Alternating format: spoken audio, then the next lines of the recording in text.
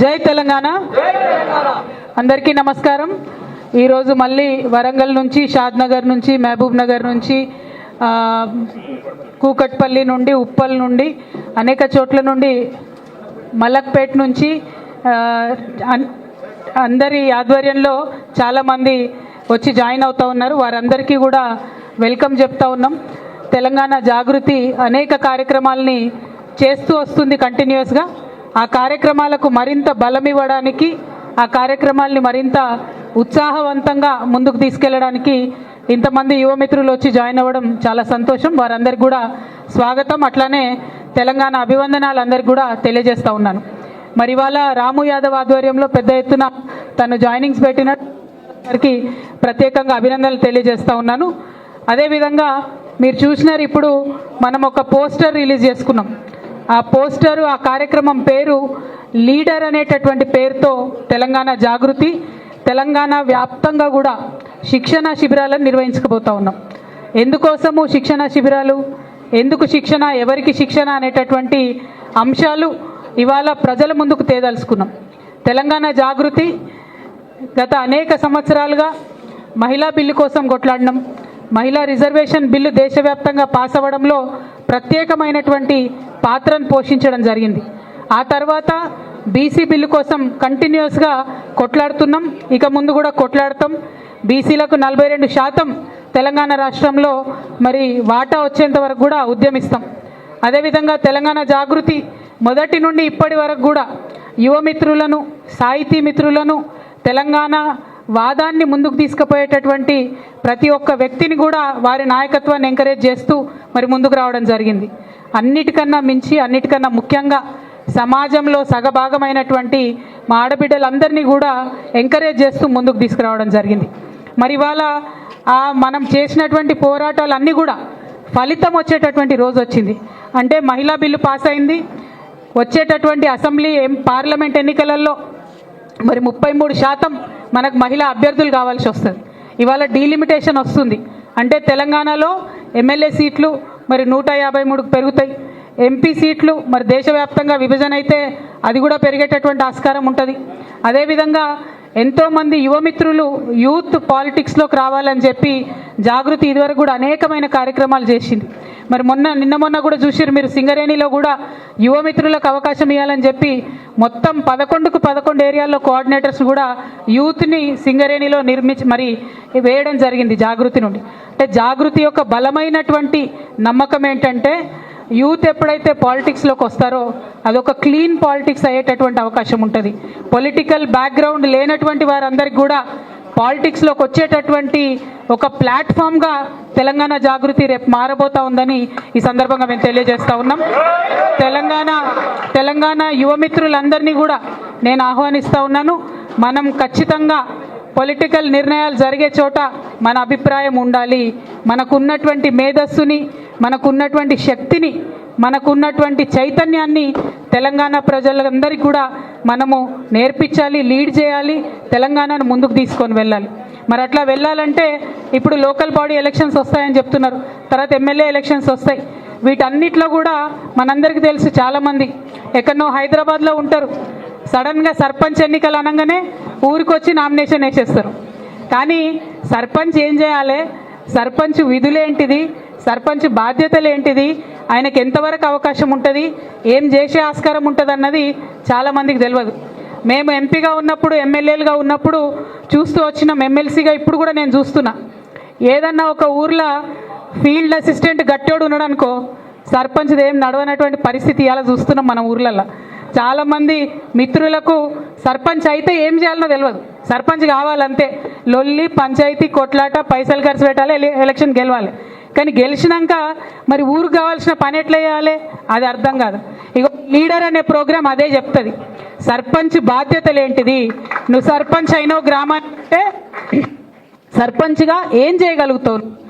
ఒక ఊర్లో ఒక చెరువు సమస్య ఉన్నది, ఒక భూమి రెవెన్యూ సమస్య ఉన్నది, ఎవరి దగ్గరికి పోవాలి, ఎంఆర్ఓ దగ్గర పోవాలన్నా, ఆర్డీఓ దగ్గర పోవాలన్నా, కలెక్టర్ దగ్గరికి పోవాలన్నా, ఉత్తరం రాయాలి, ఎట్లా లెటర్ రాయాలి, ఏమేమి అంశాలు పెట్టి లెటర్ రాయాలి, దానికి ఫండ్స్ ఎట్లా తెచ్చుకోవాలి, ఇవన్నిటిని కూడా నేర్పించేటటువంటి కార్యక్రమమే లీడర్ అనేటటువంటి కార్యక్రమం.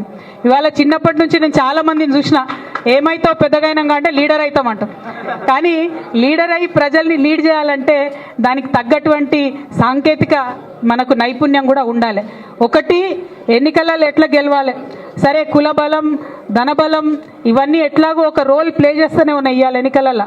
వాటన్నిటినీ అధిగమించి గెలిచిన తర్వాత మరి ఆ గెలిచినటువంటి వ్యక్తి 5 ఏళ్ళు ఎట్లా సేవ చేయాలి, వీటిని నేర్పించేటటువంటి కార్యక్రమమే లీడర్ అనేటటువంటి కార్యక్రమం. ఇవాళ సర్పంచ్ పోటీ చేయాలంటే సర్పంచ్ ఏం చేయాలి, ఎంపీటీసీ పోటీ చేస్తారంటే అసలు ఎంపీటీసీ రోల్ ఏంటి, ఆయన ఏం చేయాలి. తర్వాత ఎమ్మెల్యేలు ఉంటారు. ఎమ్మెల్యే అయితే చాలామంది ఏమనుకుంటారంటే, మా దగ్గర కూడా వచ్చిన వాళ్ళు మాట్లాడుతుంటారు, అక్క మీరు ఒక్క ఫోన్ చేస్తే చాలక్క పని అయిపోతుంది అంటారు. అరే అట్లా ఉండదురా భయ్, మస్తు రూల్స్ ఉంటాయి, కథలు ఉంటాయి, డిన్నర్ వాళ్ళు లేలే మీరు ఒక్క ఫోన్ చేయండి అక్క అంటే తెలియాలి ఎమ్మెల్యే పరిధి ఏంటిది, ఎమ్మెల్యే ఎంతవరకు పనిచేయగలుగుతారు, ఎంపీ పరిధి ఏంటిది, ఎంపీ ఏం చేయగలుగుతాడు ఏం చేయలేరు, ముఖ్యమంత్రి ఏంటిది ఆయన పరిధి ఏముంటుంది, ఏం చేయగలుగుతాడు ఏం చేయలేదు. మీకు అందరికి గుర్తుండుంటుంది, కేసీఆర్ సారు ధరణి అనే కార్యక్రమం పెట్టినప్పుడు పెద్ద ఎత్తున ఒక ఎగ్జాంపుల్ చెప్పేది సారు, నేను ధరణి పెడుతున్నా, రైతు యొక్క వేలి గుర్తుతోనే ధరణి తెరుచుకుంటుంది, ముఖ్యమంత్రికి కూడా అధికారం ఉండదని చెప్పేటోడు సార్. అంటే ముఖ్యమంత్రి అధికారాల మీద కూడా నియంత్రణ ఉంటుంది. ఎవరైనా చట్టానికి లోబడి రాజ్యాంగానికి లోబడి మాత్రమే పని చేయగలుగుతారు. ఆ పని న్యాయబద్ధమైనప్పుడు ధర్మబద్ధమైనప్పుడు దానికి చట్టం నుండి రక్షణ ఉంటుంది. ఆ చట్టాలను నేర్పించేటటువంటి కార్యక్రమమే ఈ లీడర్ అనేటటువంటి కార్యక్రమం. ఈ లీడర్ అనేటటువంటి కార్యక్రమం కేవలం హైదరాబాద్లో కాదు, తెలంగాణ వ్యాప్తంగా కూడా తెలంగాణ జాగృతి ఆధ్వర్యంలో ప్రతి నెల 3 రోజుల పాటు నిర్వహిస్తాం. జూలైలో పైలట్ ప్రోగ్రాం కింద మా హెడ్ క్వార్టర్స్లో నిన్న మొన్న ఓపెన్ చేసిన కొత్త జాగృతి ఆఫీస్లో నిర్వహించుకుంటాం. తర్వాత ఆగస్టు నుండి ఎమ్మెల్యే ఎన్నికలు ఎప్పుడో కంపల్సరీ ప్రతి నెల 3 రోజులు ఇంట్రెస్ట్ ఉన్నటువంటి ప్రతి ఒక్కరు, ముఖ్యంగా మా యూత్కి, మా మహిళలకు, మా బీసీలకు, మా ఎస్సీ ఎస్టీలకు, మైనారిటీలకు నేను పిలుపునిస్తా ఉన్నా. అందరూ కూడా రండి, నేర్చుకోండి, తెలవాలి. మనకు ప్రజాస్వామ్యం మీద ఇంట్రెస్ట్ ఉన్నటువంటి వాళ్ళందరం కూడా, ఈ తరం వాళ్ళందరం కూడా నేర్చుకోవాలి. రాజ్యాంగం మనకి ఇచ్చినటువంటి హక్కులేంది, ఇందుకోసం పనిచేయాలి, ఎంత ఎఫెక్టివ్గా పనిచేయగలుగుతాం నేర్చుకోవాలి. ఈ 3 రోజుల కార్యక్రమాలు ఎట్లుంటాయంటే, డే 1 విధులు ఏముంటాయి, ఎట్లా చేయాలి, రూల్స్ ఏంది, పాలిటిక్స్ ఏంది, ఎట్లా అధికారాలు ఉన్నాయి, కాన్స్టిట్యూషన్ ఏం చెప్తుంది, ఇవన్నీ మొదటి రోజు చెప్తాం.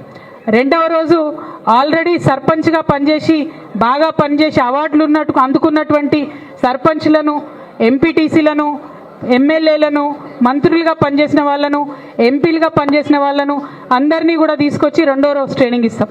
ఇక మూడవ రోజు ఓవరాల్గా లీడర్షిప్ ఏంది, ప్రజల కోసం పనిచేయాలనుకున్నప్పుడు మనం ఉండాలి, ఎట్లా బిహేవ్ చేయాలి, ఈ అన్ని అంశాలు మూడో రోజు చెప్పాలనేటటువంటి ప్రయత్నం ఈ ట్రైనింగ్ ప్రోగ్రాం ఒక నిరంతర ప్రవాహంలాగా కొనసాగుతుంది. ఏదో ఒక నిలబెట్టి బంద్ చేసే ప్రోగ్రాం కాదు. ఎందుకంటే నేను చాలా బలంగా నమ్ముతాను, మన తెలంగాణ గడ్డ అంటేనే పోరాటాల గడ్డ, పౌరుషాల గడ్డ, ప్రశ్నించేటటువంటి గడ్డ. ఈ ప్రశ్నించేటటువంటి తత్వం మన తరంతోనే ఆగద్దు, మన ముందు తరాల వాళ్ళకు కూడా ప్రశ్నించేటటువంటి ధైర్యం రావాలి. ఇవాళ రోజు మనం ఏం లేకపోవచ్చు, ఇవాళ రోజు మన దగ్గర పదవి లేకపోవచ్చు, ఇవాళ రోజు మన వెనుక బ్యాక్గ్రౌండ్ లేకపోవచ్చు, కానీ ప్రశ్నించేటటువంటి ధైర్యం ఉంటే, సేవ చేయాలనేటటువంటి సంకల్పం ఉంటే ఖచ్చితంగా అన్ని తొవ్వలు కూడా తెలుసుకుంటాయి, అన్ని దారులు కూడా తెలుసుకుంటాయి. అల్టిమేట్గా ఆ దారులన్నీ ప్రజా సంక్షేమం వైపే వెళ్తాయని సందర్భంగా తెలియజేస్తూ, మరి ఇక్కడికి వచ్చినటువంటి ఇవాళ జాయిన్ అయినటువంటి యువ మిత్రులందరికీ కూడా హృదయపూర్వకంగా నమస్కారాలు తెలియజేస్తూ ఉన్నాను. మరి ఇంకా ముందు కూడా ఇలాగే కొనసాగాలి, యాక్టివ్గా ఉండాలి. ప్రజా జీవితంలోకి వచ్చినాం, ఇక్కడ స్టూడెంట్స్ అందరు వచ్చిండ్రు. స్టూడెంట్స్ అందరినీ ఒకటే రిక్వెస్ట్ చేస్తున్నా నేను, స్టూడెంట్స్ అనగానే మరి కొంచెం లైట్ తీసుకుంటారు, కానీ స్టూడెంట్స్ పవర్ చూపించాలి. ఎందుకంటే ఈ కంట్రీలో, ఈ హిస్టరీలో ఎప్పుడెప్పుడైతే స్టూడెంట్స్ బయటకు వచ్చిండ్రో అప్పుడే నిజమైనటువంటి మార్పు వచ్చింది. ఒకప్పుడు ఇందిరాగాంధీ చాలా పవర్ఫుల్గా ఉండే, ఆమెను ఎవరు ఓడించారనుకున్నారు, కంప్లీట్గా ఎమర్జెన్సీ పెట్టింది. కానీ ఆ టైంలో దేశంలో ఆశాకిరణంలాగా ముందుకొచ్చింది విద్యార్థులు మాత్రమే. ఒక చాలా సీనియర్ జయప్రకాష్ నారాయణ గారి చేతిలో విద్యార్థులంతా కూడా ఇన్స్పైర్ అయ్యి ముందుకొస్తే ఎమర్జెన్సీ తీసేయాల్సిన పరిస్థితి వచ్చింది. ఇందిరాగాంధీ అంత powerful, Indira is India, Indira అని చెప్పినటువంటి అంత పవర్ఫుల్ లేడీని కూడా విద్యార్థులు బయటకు వస్తే ఓడించి ఇంటికి పంపించి దేశ చరిత్ర మార్చిండ్రు. తెలంగాణ ఉద్యమంలో కూడా విద్యార్థులు బయటకు వస్తేనే మార్పులు వచ్చినాయి, తెలంగాణ వచ్చింది. ఇప్పటి నుంచి ఫ్యూచర్ పాలిటిక్స్ ప్రతి ఒక్కరికి బెనిఫిట్స్ రావాలంటే, ప్రతి ఒక్కరికి తెలంగాణ రాష్ట్ర ఏర్పాటు ఫలితాలు అందాలంటే విద్యార్థులు ముందు దశలో ఉండాలని చెప్పి ఈ సందర్భంగా నేను తెలియజేస్తూ, మీకు బ్యాక్గ్రౌండ్ ఏం అక్కర్లే, సంకల్పం ఉంటే చాలు. ఎవ్వరు కూడా పొలిటికల్ ఫ్యామిలీ కాదు మాది అని భయపడే అవసరం లేదు, పైసలు లేవు మా దగ్గర అని భయపడే అవసరం లేదు. మళ్ళీ మళ్ళీ చెప్తున్నా, పప్పన్నం తినాలే, మొత్తం ప్రయత్నం చేయాలి, అల్టిమేట్గా పబ్లిక్ ఇంట్రెస్ట్లో పనిచేయాలి, యాక్సెప్టెన్స్ వస్తుంది, ఖచ్చితంగా లీడర్షిప్ కూడా వస్తుంది. Thank you. జై తెలంగాణ, జై తెలంగాణ, జై జాగృతి, జై తెలంగాణ. టీజేఎస్ఎఫ్, టీజేఎస్ఎఫ్, టీజేఎస్ఎఫ్, జై తెలంగాణ.